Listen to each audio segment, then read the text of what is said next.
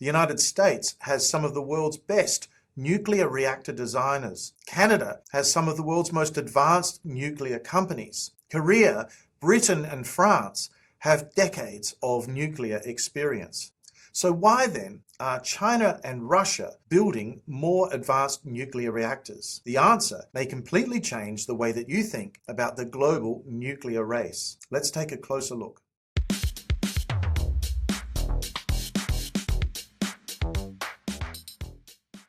Welcome back to Climate Mundial. In the previous episode of this 5-episode series on the nuclear energy industry, we examined the global state of play in small modular and advanced modular reactors. We saw that projects are accelerating across North America, Europe, and Asia, and that governments and investors increasingly view advanced nuclear as a strategic technology. But one fact stood out above all the others, and that fact is that Russia and China have moved further and faster than almost anybody else. At first glance, that might seem surprising. After all, the United States, Canada, the United Kingdom, Korea, and France all possess world-class nuclear engineers and some of the world's most innovative reactor companies. So today's episode is about answering why China and Russia are leading. To do that, I've gone back to first principles, reviewing the most recent literature published in 2026 on advanced nuclear technologies. The first paper I reviewed is a chapter by Alan Ahn of The Third Way in the United States, published in Elsevier's new book, New Directions in Nuclear Energy. Rather than focusing on individual reactor companies, Ahn examines advanced nuclear demonstration projects across the world and asks where commercial deployment is actually occurring. The second paper is by Qiao and other colleagues from the China Institute of Atomic Energy, published in the International Journal of Advanced Nuclear Reactor Design and Technology. It reviews the development of small, modular, fast reactors and provides an excellent overview of China's technological strategy. The third paper is by Rohun Singh Sam and colleagues at the University of Leeds in the United Kingdom that was published in Progress in Nuclear Energy. Rather than comparing reactor technologies, the authors develop a framework for understanding what it actually takes to commercialize small modular reactors. Links to these papers are provided in the description of this video. They suggest that many of us have been asking the wrong question. The issue is not simply who has the best reactor, but rather who has built the ecosystem that is needed to deploy advanced nuclear at scale. Alan Ahn begins with an observation that immediately caught my attention. Many of today's advanced reactor technologies can trace their origins back to research undertaken in the United States and Canada. Yet commercial deployment is increasingly taking place elsewhere. That is a remarkable paradox. North America remains one of the world's centers of nuclear innovation, but China and Russia currently lead in the construction and operation of advanced reactor demonstration projects. This immediately changes the question that we should be asking. The race is no longer about who can invent advanced reactors, but who can commercialize them first. Reading these 3 papers together leads one to a central conclusion. Countries do not lead the nuclear race simply because they build reactors. They lead because they build ecosystems. Those ecosystems connect government policy, regulation, finance, research, manufacturing, testing facilities, fuel supply, and commercial deployment into a single long-term strategy. This is precisely the framework proposed by Sam and colleagues at the University of Leeds. They argue that successful deployment depends on policy support, regulatory readiness, financing, supply chains, and commercial capability working together rather than in isolation. Without those foundations, even excellent reactor designs can struggle to reach commercial deployment. With them, each successful project makes the next one easier to finance, license, and build. The paper by Qiao and colleagues at the China Institute of Atomic Energy shows that China has deliberately pursued multiple advanced reactor technologies simultaneously. Rather than betting on a single winner, it has invested in light water small modular reactors, sodium-cooled fast reactors, lead-cooled reactors, and several other advanced concepts.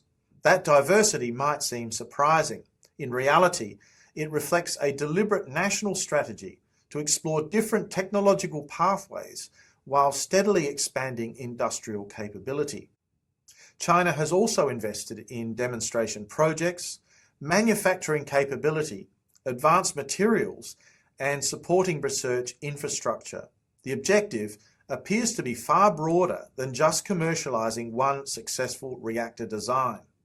Instead, China is building an industrial ecosystem that is capable of supporting continuous innovation. That ecosystem may ultimately prove more valuable than any individual reactor technology. Rather than trying to predict which reactor technology will dominate, China appears to be ensuring that it develops expertise across several of them. Russia has followed a different path, but many of the underlying principles are remarkably similar to China. Rather than rebuilding its nuclear industry from scratch, it has expanded capabilities that were developed over several decades. One particularly important objective has been closing the nuclear fuel cycle. Fast neutron reactors offer the potential to improve uranium utilization, recycle fuel, and reduce long-lived radioactive waste, making them central to Russia's long-term nuclear strategy. This is where a project like the multi-purpose fast research reactor in Dimitrovgrad, sometimes known as MBIR, becomes especially significant. Rather than serving only as another reactor, MBIR is designed as a flexible testing platform capable of supporting multiple coolant technologies and future reactor designs. Russia has also leveraged decades of experience with naval reactors to develop floating nuclear power stations and land-based small modular reactors. Each program reinforces the others, creating capabilities that extend well beyond individual projects. That means Russia isn't simply testing today's reactors, it's helping to develop tomorrow's. None of this means that the West has lost the race.